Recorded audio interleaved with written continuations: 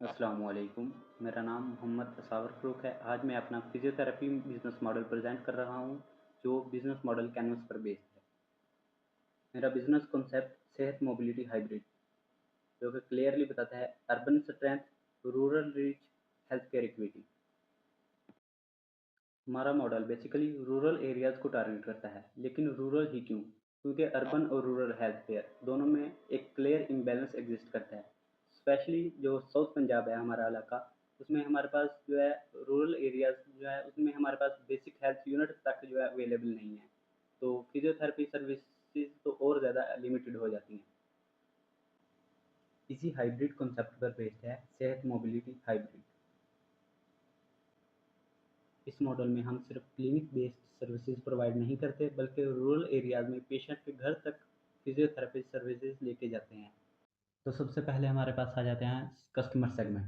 हमारे कस्टमर कौन होंगे, हमारे पेशेंट कौन होंगे? तो उसमें हमारे पास आ जाते हैं रूरल एरियाज में हमारे डेली वेजेस वर्कर, जो हमारा हर रोज़ का कमाते हैं और रोज़ की अपनी जो है ना लिविंग अर्न करते हैं। तो उनके पास हमारी सर्विसेज जाएंगी हमारी मोबाइल नेटवर्क के ज़रिए। और दूसरी तरफ हमारे पास जो है हमारा अर्बन यूनिट जो होगा, उसमें हमारे पास एक प्रॉपर क्लिनिकल सेटअप होगा, लेकिन एज वेल एज उसके साथ हमारे पास उनके लिए मोबाइल सर्विस भी अवेलेबल होगी। उसके बाद हमारे पास आता है वैल्यू प्रोपोजिशन, कि हम पेशेंट जो है वो हमारे पास ही क्यों आएगा। सबसे पहले हमारे पास प्रॉब्लम है कि पेशेंट हमारे पास सिटी तक ट्रैवल ही नहीं कर सकता, हमारे पास अर्बन एरिया तक जो है वो ट्रैवल ही नहीं कर सकता, और इसकी वजह से अपनी फिजियोथेरेपी सर्विसेज जो है उसको अटेन ही नहीं कर पाता।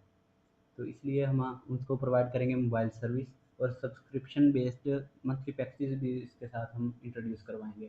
उसके बाद हमारे पास जो है ना ट्रेडिशनल बोन सेटर जो हमारे पास होते हैं, उनकी तरफ बहुत ही ज़्यादा लोगों का रुझान है। इसके लिए हमारे पास प्रॉपर कम्युनिकेशन की ज़रूरत है, ताकि लोगों का ट्रस्ट बिल्ड हो towards the physiotherapy.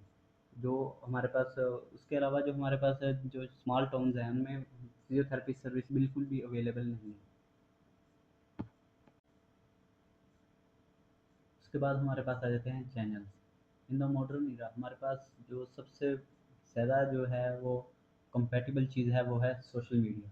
Social media के ज़रिए हमारी एडवर्टाइजमेंट जो होगी, उसके ज़रिए हम पेशेंट हमारे तक पहुंच सकते हैं। उसके बाद हमारे पास आते हैं डॉक्टर्स हमारे पास स्पेशली जो सर्जन हैं, उन अगर पोस्ट सर्जरी के बाद जो हमारे पास उसकी रिहेबिलिटेशन प्रोसेस है उसके लिए जो है ना और सर्जन को प्रेफर करेंगे। उसके बाद मोबाइल सर्विस और क्लिनिक सेटअप वो तो हमारे पास ऑलरेडी है।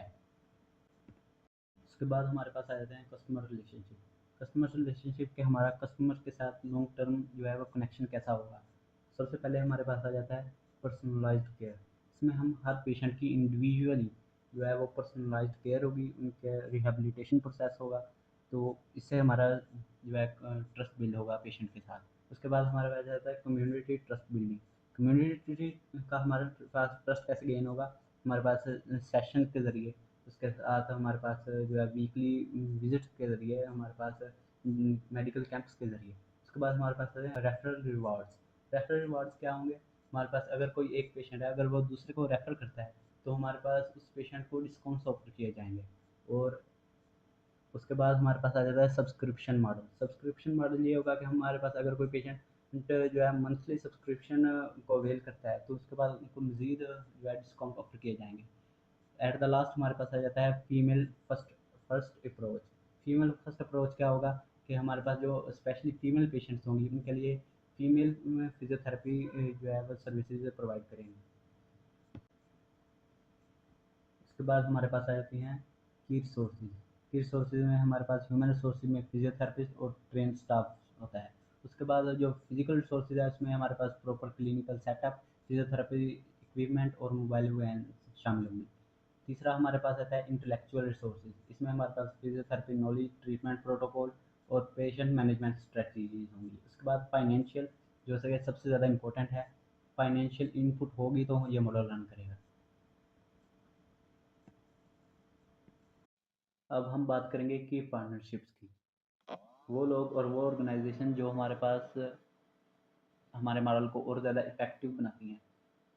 सबसे पहले आ जाता है फार्मास्यूटिकल एंड मेडिकल सप्लायर्स, जो हमारे पास हमें सप्लाई करेंगे रिहेबिलिटेशन और मेडिकल इक्विपमेंट, फिर हमारे पास ऑर्थोपेडिक सर्जन्स, डॉक्टर जो सर्जरी के बाद पेशेंट को हमारे पास रेफ़र करेंगे। फिर हमारे पास जो लोकल होस्ट होते हैं, वडेरा, नंबरदार और कोई भी जो हेड होता है कम्युनिटी का, वो जो इसमें हमारे पास क्लिनिकल कोई भी सेटअप आ सकता है जो लोकली हमें होस्ट करे। उसके बाद डायग्नोस्टिक लैब जो टेस्ट के बाद पेशेंट हमारे पास रेफ़र करते हैं। फिर हमारे पास बात आ जाती है रेवेन्यू स्ट्रीम्स की। हमारे पास रेवेन्यू कहाँ से जनरेट होगा? रेवेन्यू हमारे पास जनरेट होगा कंसल्टेशन से। जो हमारे पास इनिशियल असेसमेंट के लिए पेशेंट आते हैं, उनकी कंसल्टेशन फीस से हमारे पास रेवेन्यू जनरेट होगा। क्लिनिकल प्रैक्टिस जो डेली बेसिस पर क्लिनिकल प्रैक्टिस होती है वहाँ से होगा। होम विज़िट जो हम अपनी मोबाइल सर्विस के ज़रिए होम विज़िट करेंगे वहाँ से होगा। और आखिर में होगा रिहैब प्रोडक्ट्स के, जो हम अलोंग साइड अपने रिहेबिलिटेशन प्रोडक्ट सेल करेंगे। फिर आ जाते हैं हमारे पास कोस्ट स्ट्रक्चर, जिसमें हमारे पास वो फंड्स रिक्वायर्ड हैं जो हमारे इस मॉडल को सस्टेन करने के लिए, रन करने के लिए इम्पोर्टेंट हैं। उसमें हमारे पास clinic rent, mobile van maintenance, salaries, equipment, marketing, utilities, consumables, इन सब की मंथली एवरेज मैंने कैलकुलेट की हुई है। और इन सब का सब टोटल जो बनता है वो approximately 2.5 to 3 lakhs per month बनता है। और आखिर में हमारे पास आता है व्हाट मेक्स मॉडल सस्टेनेबल। पता नहीं ये मैंने क्यों ऐड किया, लेकिन ये ऑब्वियस और क्लियर बात है कि हर मॉडल तभी कामयाब होता है कि हमारे पास रेवेन्यू जो है वो ज़्यादा जनरेट हो as a compare to cost structure.